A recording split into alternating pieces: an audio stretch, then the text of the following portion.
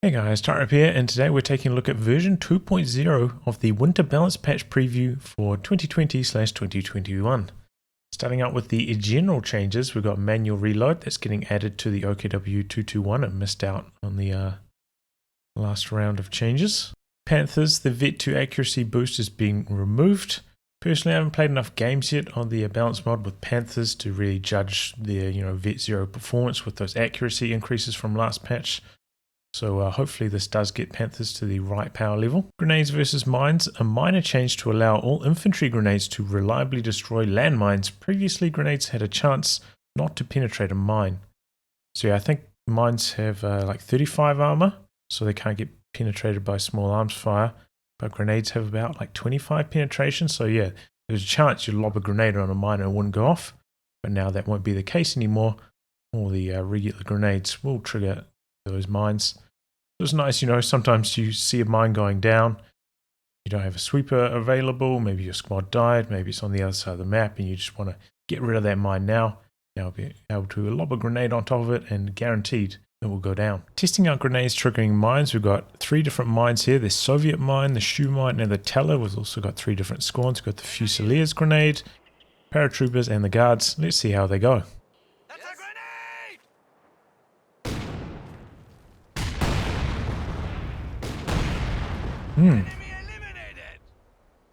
So that one didn't trigger. What happens if I run over there now? Okay, so it looks like the Fusilier grenade might not have got these changes. Oops. Moving on to the US forces now, and a change to the way their population cap limit works. Since they are the only faction that can reliably break a population of 100 thanks to their ability to decrew vehicles, it's going to be a new tax added. So once you go at or above 110 pop cap, you'll be penalized 100 manpower per minute until you go back below 110. So you'll be able to break the pop cap by a tiny bit, but not by a huge amount. Well, if you do break it by a huge amount, your manpower income is going to be extremely low. Checking out the new USF pop cap changes, and here we are at 109 pop cap, just before the new tax comes online, and we're getting 136 manpower per minute. But we go up to 110 now, reinforce that. Now we're getting 35 manpower per minute, so that is a harsh penalty. If you go up to 110 pop cap or above, you're going to be getting almost nothing in terms of manpower income. Going to be very tough to reinforce your units. The bar drop rate is getting slightly reverted from the changes earlier. It's going from 15% now up to 20%, so still quite a lot lower than it is in the live version. The change here to the Rifleman, their Vet 1 ability recharge is going down from 50% to 25%. So this is, with the changes that's been happening, AT grenades going into the tech tree, Vet 1 recharge kind of moving into that slot. When we saw how strong that was, the cooldown was super fast, would have been really strong against light vehicles, just mass AT grenading them down in the early game. But it's kind of getting shifted now from Vet 1 to Vet 3, where it used to be before these changes. So I think that's a good change overall. So I'm going to test out the new Vet 1 cooldown of the anti-tank rifle grenade for Rifleman, compare it to the Panzer Faust and the Royal Engineers. So it's got, I think it was about 17 seconds. I think this is 15 seconds. And this one's like 25 seconds. So yeah, pretty much on par with the Panzer Faust now in Vet 1. But I mean way faster than something like the Royal Engineers one.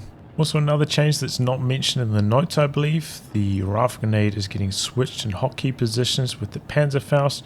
I believe the aim here is to try and get all snares on the same hotkey for squads across the game, so that you can switch between factions a lot more easily with the hotkeys. So yeah, same as the Rifleman, same as the Volksgrenadiers. Hopefully this will make it a little bit easier when you're switching between factions. So it looks like the Royal Engineers haven't got that change yet. So, it'll be rolled out across a few more units, hopefully. The Lieutenant is getting a change here. Smoke is now going to share a cooldown with frag grenades, kind of similar to shock troops. The Scott, which did look a little bit lackluster in previous testing, is getting a change here to its HE Barrage. So the scatter is going down, so it's going to scatter even less. And the shell count is going up from 4 to 5. There's some pretty nice changes to the Scott's Barrage. On top of that, Smoke will no longer share a cooldown with the main Barrage, kind of similar to the changes that mortars are getting. So yeah, that's going to make this Scott a little bit more appealing after the changes in the previous patch. Testing out the revised Scott Barrage now should have tighter scatter and extra shell. See how it goes against a blob here.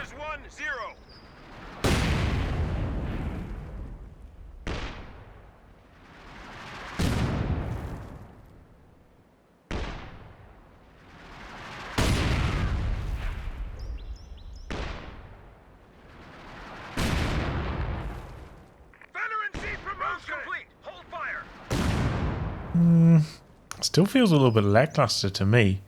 Kind of feels like maybe there's like slightly too much time between each shell firing off, you know? Now testing out the Vet 3 Scott Barrage, but first I want to show you like how I tried to space the fault grenadiers kind of to the edges of the Vet 0 Scott. Like that, you can see the fault grenadiers roughly following that contour, but the Vet 3 Scott, you can see it's a little bit smaller, but we'll see how this goes. Vet 3 Scott, same range roughly as the last one. Whoopsie daisy.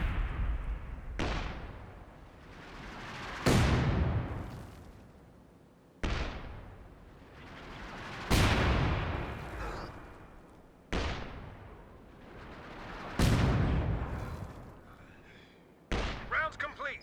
Breach clear. See, that is like really tight scatter now. The Vet 3 bonus. So if you're trying to target a team weapon, at Vet 3 it's going to be really accurate at this kind of range, which is, you know, roughly 80 range, I believe. Whereas, you know, at Vet 0 there's still a decent chunk of scatter. Note that this is, you know, with fog of war off, so it's going to tighten up the scatter even more. But okay, there we go. Look at the revised Scott Barrage. A slight change here to vehicle crews.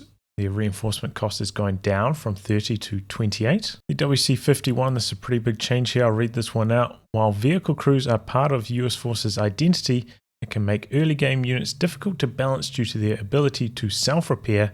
The WC-51 is losing its vehicle crew to increase the downtime of the WC-51 when taking damage.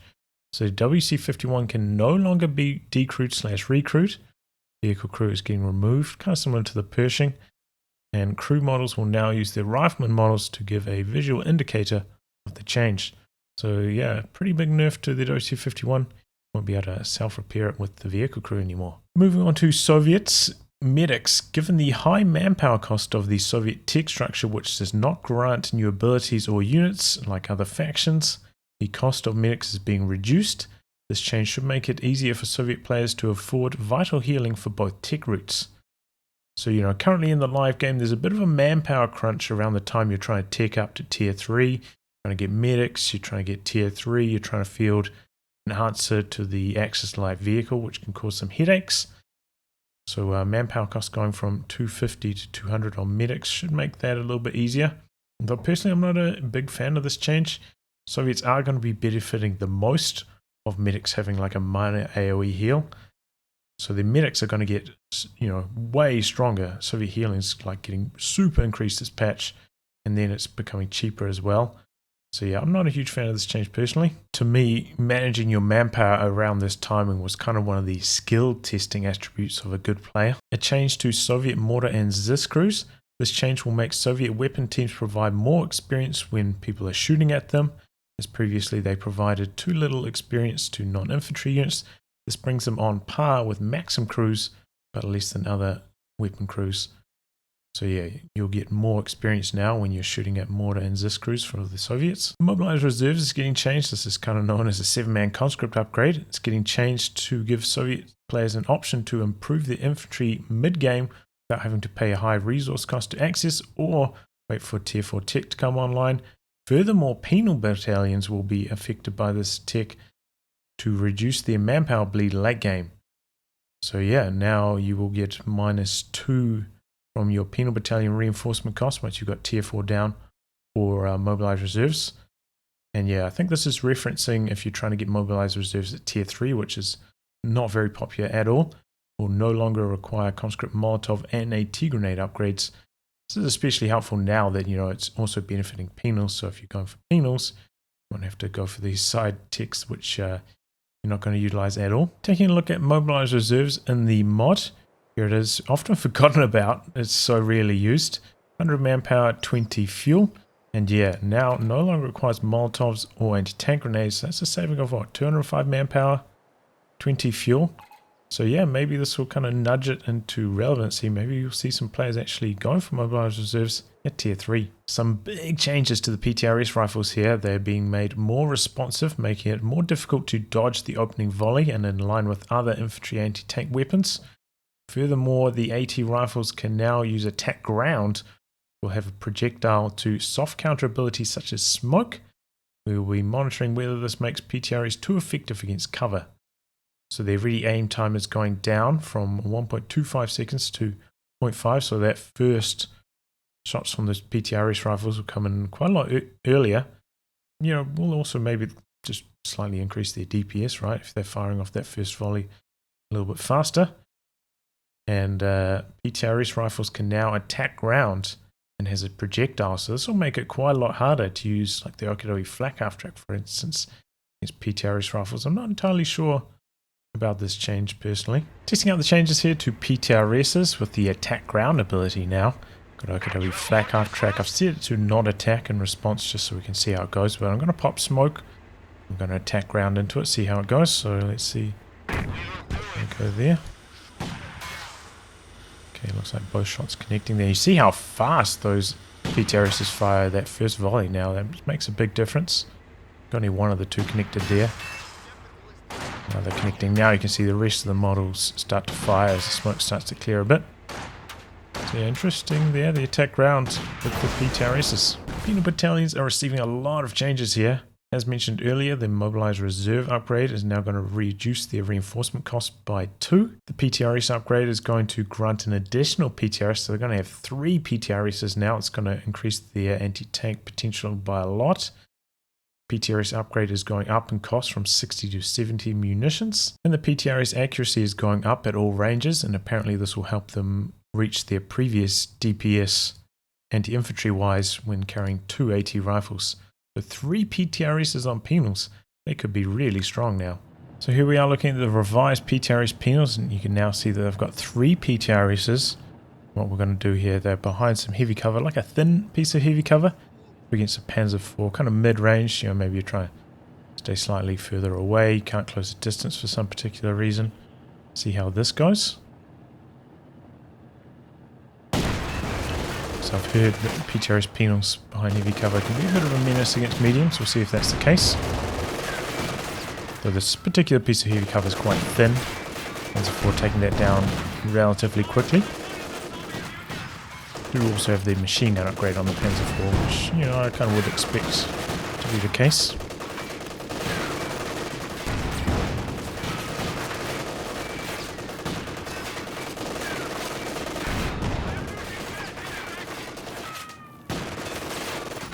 Okay, so it's going to take down, you know, maybe a little bit over 3/4 of the health on the Panzer 4 in this kind of engagement. Kind of, you know, definitely going to hold their own a bit better against mediums now. And now the PTRS Penals in one of these kind of standard wooden houses against the Panzer 4, similar range.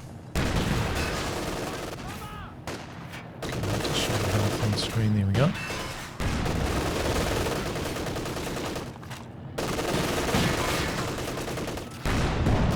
Enough windows from this side of the building.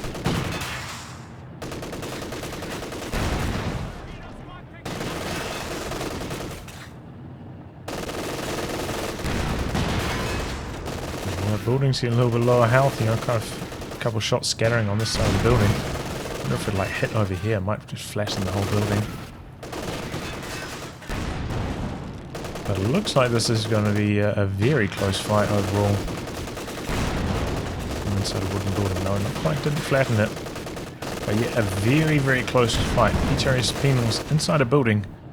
Wooden building like this against the Panzer 4. And now potentially for like a nightmare scenario, we've got some PTRS Penals behind these walls, which tend to be like really tough. We've also got some light cover crates in front, which I believe can sometimes soak up some hits.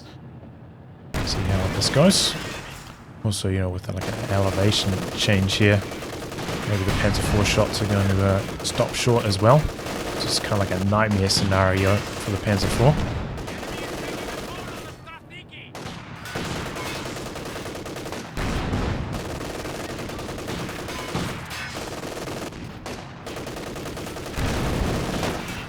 You can see all of these shots are like landing on the elevation, just about nothing connecting with the Penals directly, and there it goes. So you're going to have to be careful against the PTRS Penals, you know, with these kind of formations. It's probably not going to work out too well for your tank. Here we are on the mod with the 3 PTRS Penals up against STG Folks at 25 range, so you know, not max range but not close range either. Going to run this 6 times and see how it goes compared to the live version. This isn't like a hard and fast accurate test, but you know, we'll be able to compare, see if they're roughly similar. With the accuracy changes to the PTRS, should improve things a lot.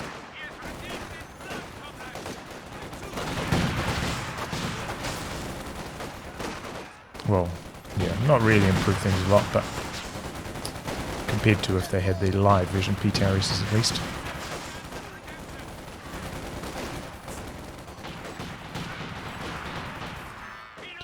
STG Fox running pretty handily over there.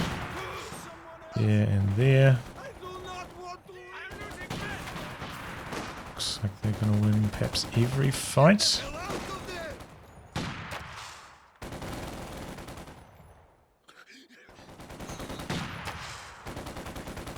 So I switched over to the enemy player, so now we can have like all these healths lined up here for an easy comparison between the live and the patch version. Same test, but now we're on the live version.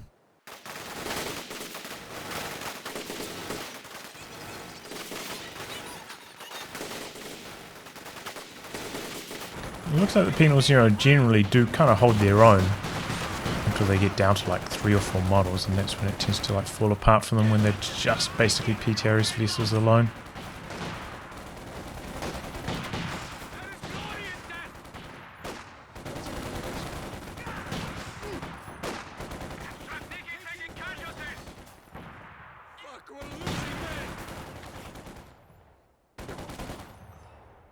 And these are the healths on the live version for comparison. I arranged them a little bit clumsily from highest health to lowest health, and in this test the Fox Grenadiers in the live version took more damage than in the patch.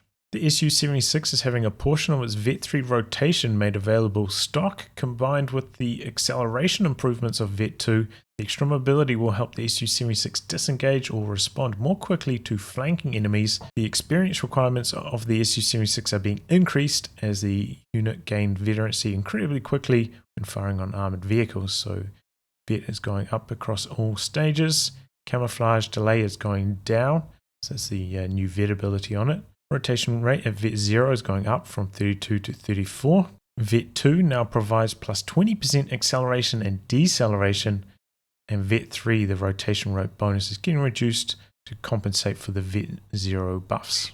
Testing the crushability of the Su-76 in the live version here. There you go, I got a couple of models. They're clumped up against the wall.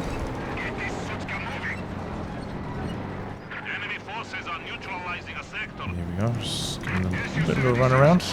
Can get a couple models as well. Here we are in the patch version, testing out the crush abilities of the new Su-76. Remember, it's got a lot of movement speed bonuses now to turning, acceleration, and yeah, it's not getting anything done here at all.